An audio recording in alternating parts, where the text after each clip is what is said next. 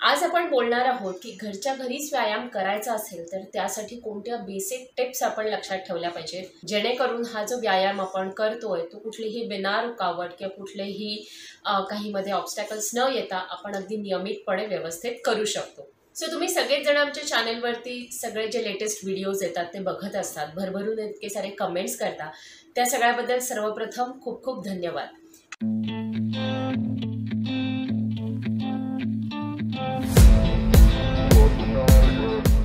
नमस्कार, मी sports nutritionist दिव्या सांगलीकर आपल्या सगळ्यांचं आमच्या जस्ट फॉर हार्टच्या यूट्यूब चॅनलवरती खूप खूप स्वागत करते. सो आता आपण बोलूया आपल्या आजच्या विषयाकडे की घरच्या घरी जर का आपल्याला व्यायाम करायचा असेल तर अशा कोणत्या बेसिक टिप्स आहेत ज्या आपण फॉलो केल्या पाहिजे.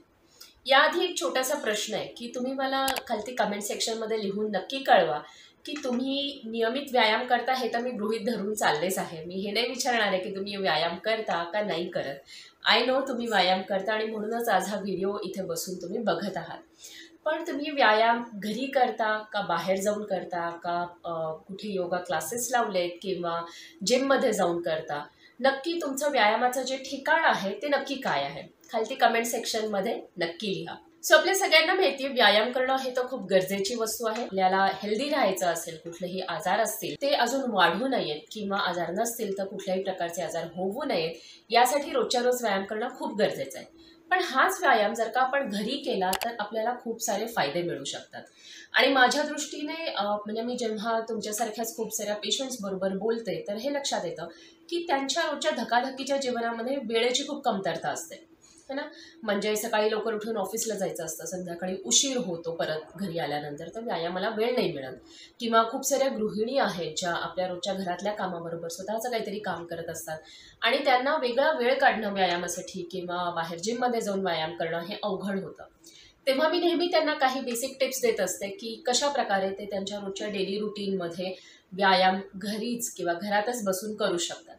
सो सगळ्यात महत्त्वाचा फायदा मला हा वाटतो घरी व्यायाम केल्याचा की आपण आपल्या सोयीनुसार आणि आपल्या वेळेनुसार आपलं जे व्यायामाचं शेड्यूल आहे ते आखू शकतो. आणि हे जर का शेड्यूल आपण व्यवस्थित आखलं तर आपल्याला जे आपलं हेल्थ गोल आहे किंवा जे काही तुमचं फिटनेस गोल आहे ते अचीव्ह करण्यामध्ये नक्की मदत होते. आणि सगळ्यात महत्त्वाचं आणि इम्पॉर्टंट की तुम्ही स्वतः तुमच्या घरातल्या कुटुंबातल्या व्यक्तींसाठी एक रोल मॉडेल बनता. बरोबर. म्हणजे जर का तुम्ही तुमच्या घरामध्ये नातवंड आहेत, लहान मुलं आहेत किंवा तरुण मुलं सुद्धा आहेत.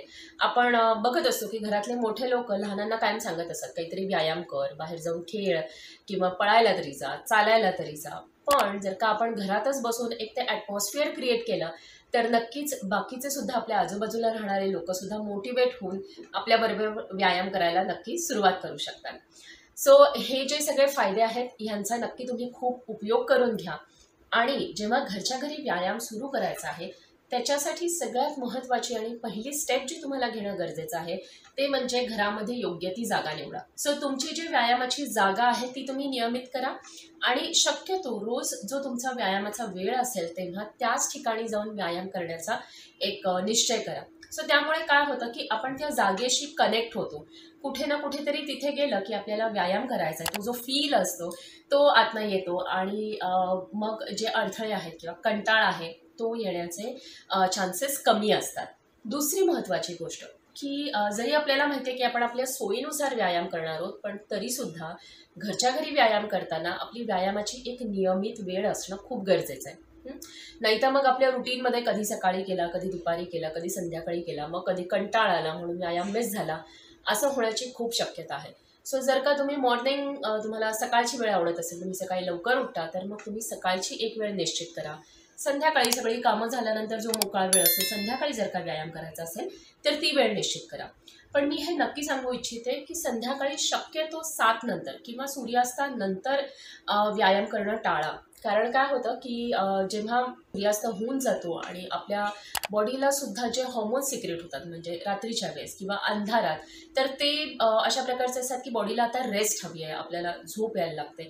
सो कुठे ना कुठेतरी आपलं जे एक नैसर्गिक चक्र इंटरनल जे एक बॉडी क्लॉक चालू असतं त्याला डिस्टर्ब होतं. सो प्रेफरेबली संध्याकाळी सूर्यास्ताच्या आधी जर का तुमचा व्यायाम झाला तो सर्वोत्तम. ह्यानंतर पुढची एक खूप महत्त्वाची गोष्ट लक्षात ठेवायची ते म्हणजे आपला व्यायामाचा युनिफॉर्म असला पाहिजे.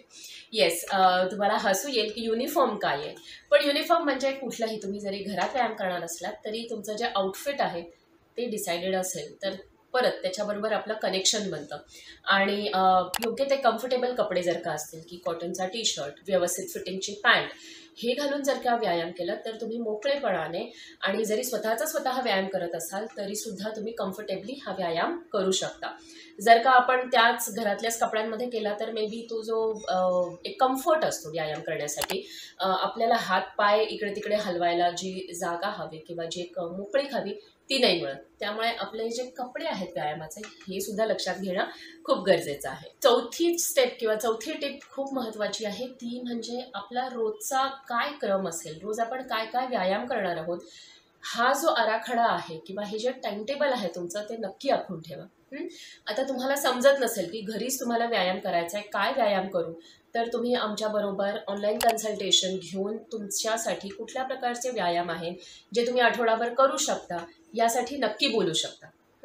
ऑनलाईन कन्सल्टेशन घ्यायचं असेल तर हा खालती दिलेला आमचा जो व्हॉट्सॲप नंबर आहे तिथे व्हॉट्सॲप करा आणि आमच्या टीमपैकी कोणीतरी तुम्हाला संपर्क साधेल आणि यापुढे तुम्ही कसं ऑनलाईन कन्सल्टेशन घेऊ शकता याची सगळी माहिती तिथे तुम्हाला करून दिली जाते.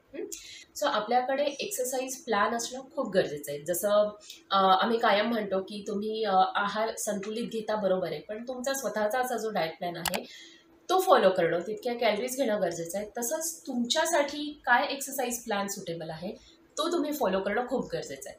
मग तो एक्सरसाइज तुम्ही घरात करा, सकाळी करा, संध्याकाळी करा, तुमच्या सोयीनुसार कधी करा, पण या 2 गोष्टी नक्की कन्सिडर केल्या पाहिजे. सगळ्यात महत्त्वाचं आणि शेवटची जी गोष्ट मला आज इथे सांगावीशी वाटते ती म्हणजे तुमचं फिटनेस गोल. येस, जर का तुम्ही कुठलाही व्यायाम प्रकार सुरू करताय तर एकदा तरी तुम्ही तुमच्या एक्सपर्ट बरोबर, मग ते फिटनेस एक्सपर्ट असू देत, योगा जे शिकवतात योगा टीचर असू देत किंवा अजून कोणीही ज्यांचा व्यायाम प्रकार तुम्ही फॉलो करणार आहात त्यांच्याबरोबर तुमच्या हेल्थ गोल्सबद्दल नक्की बोला. जेव्हा आपण व्यायाम सुरू करतो तर बरेचदा आमच्या असं लक्षात येतं की लोक फक्त वजन कमी करण्यासाठी व्यायाम सुरू करतात, पण वजन कमी करणं हा एक व्यायामातून मिळणारा एक रिझल्ट आहे आपल्याला. पण ते फक्त गोल नाही असू शकत, कारण की एकदा वजन कमी झालं की आपण थांबलो असं करून नाही चालणार. ही एक आपली कंटिन्युअस प्रोसेस आहे ना, एक सवय आहे.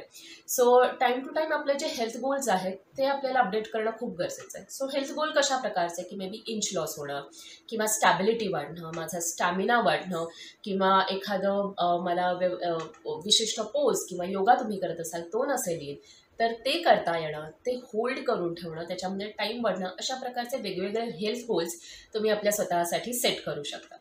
सो घरच्या घरी व्यायाम करणं अगदीच अशक्य नाही आहे. ही खूप सुंदर कल्पना आहे आणि कुठल्याही इन्व्हेस्टमेंटशिवाय, कुठलेही खर्च न करता जितक्या सहज प्रकारे आपण बाहेर जाऊन वॉक करू शकतो, जॉगिंग करू शकतो, तितक्या सहज प्रकारे आपण घरच्या घरी सुद्धा व्यायाम करू शकतो. फक्त जर का आपण याच्याकडे एक शिस्तबद्ध पद्धतीने पाहिलं आणि एक सवय म्हणून लावून घेतली तर नक्की तुम्हाला याच्यातनं फायदाच होईल.